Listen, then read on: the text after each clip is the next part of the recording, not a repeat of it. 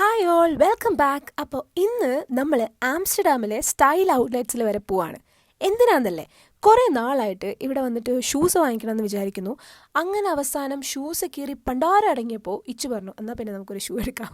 അങ്ങനെ ഞങ്ങൾ ആംസ്റ്റർഡാമിലെ സ്റ്റൈൽ ഔട്ട്ലെറ്റ്സിൽ പോകാൻ വേണ്ടിയിട്ട് പോവാണ്. എന്തിനാ അങ്ങോട്ട് പോകുന്നതെന്ന് വെച്ച് കഴിഞ്ഞാൽ അവിടെ ആകുമ്പോൾ നമുക്ക് ഒരുപാട് ഔട്ട്ലെറ്റ് ഉണ്ട്. ഇഷ്ടമുള്ളിടത്ത് കയറിയിട്ട് നമുക്ക് ഇഷ്ടമുള്ളത് വാങ്ങിക്കാമല്ലോ. ആംസ്റ്റർഡാമിലെ ഹാഫ് വെഗ് എന്ന് പറഞ്ഞിട്ടുള്ള സ്ഥലത്താണ് കേട്ടോ ഈ ആംസ്റ്റർഡാം സ്റ്റൈൽ ഔട്ട്ലെറ്റ്സ് വരുന്നത്. ഇപ്പോൾ നമുക്ക് ട്രെയിനിലാണെന്നുണ്ടെങ്കിൽ സെൻട്രലിൽ നിന്ന് ഏകദേശം ഒരു 10 മിനിറ്റത്തെ ട്രാവലേ ഉള്ളൂ ഇങ്ങോട്ട്. അങ്ങനെ അവസാനം നമ്മൾ എത്തി ഗൈസ്. അപ്പോൾ ഇത് കണ്ടപ്പോഴാണ് മനസ്സിലൊരു സമാധാനം വന്നത്. കാരണം ഈ ഔട്ട്ലെറ്റ്സ് എല്ലാം ഇങ്ങനെ അടുത്തടുത്തായതുകൊണ്ട് തന്നെ പെട്ടെന്ന് ഇഷ്ടപ്പെട്ടില്ലെങ്കിൽ അടുത്ത കടയിലോട്ട് ചാടി കയറാമല്ലോ. പിന്നെ അത് മാത്രമല്ല, പുറത്തു നല്ല അടിപൊളി തണുപ്പായിരുന്നു. അങ്ങനെ അധികം കൺഫ്യൂഷൻ ഒന്നും വെക്കാതെ ആദ്യം ഞങ്ങൾ നൈക്കിയിൽ തന്നെ കയറി. സത്യം പറയാലോ, ഞാൻ ആദ്യമായിട്ടാണ് നൈക്കിയുടെ ഔട്ട്ലെറ്റിൽ പോകുന്നത്. അതുകൊണ്ട് തന്നെ പുറത്ത് വെച്ചുണ്ടായ കൺഫ്യൂഷനേക്കാളും അധികമായിരുന്നു ഉള്ളിൽ കയറിയപ്പോൾ.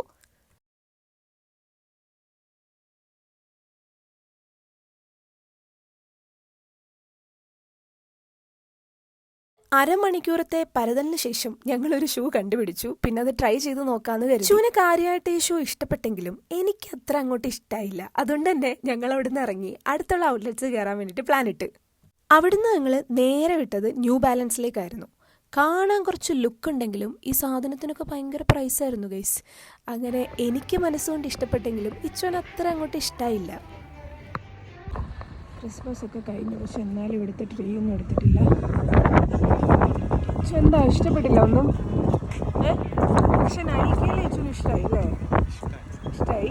പക്ഷെ എനിക്കത് ഭയങ്കര ഓൾഡ് സ്റ്റൈലായിട്ടാണ് തോന്നിയത് വലിയ. അങ്ങനെ നമ്മൾ കുറേ കടകൾ നോക്കി, ഒന്നും ശരിയായില്ല. അവസാനം നൈക്കിയിലോട്ട് തന്നെ പോവാണ്. നമുക്കൊരു സൺഗ്ലാസ് ഒക്കെ വാങ്ങിക്കൊണ്ട് പോയാലോ. അങ്ങനെ ഞങ്ങൾ അവസാനം സ്കെച്ചസിൽ കയറി. ഇവിടുന്ന് വാങ്ങിക്കണമെന്ന് വിചാരിച്ചിട്ടൊന്നും കയറിയതല്ല കേട്ടോ. എന്തായാലും വന്നതല്ലേ, ചുമ്മാ ഒന്ന് കയറി നോക്കാമെന്ന് വിചാരിച്ച് കയറിയതാണ്. പക്ഷെ കയറിയപ്പോഴോ ഞങ്ങൾ തന്നെ ഞെട്ടിപ്പോയി. ഒരുപാട് കളക്ഷൻസ് ഉണ്ടായിരുന്നു.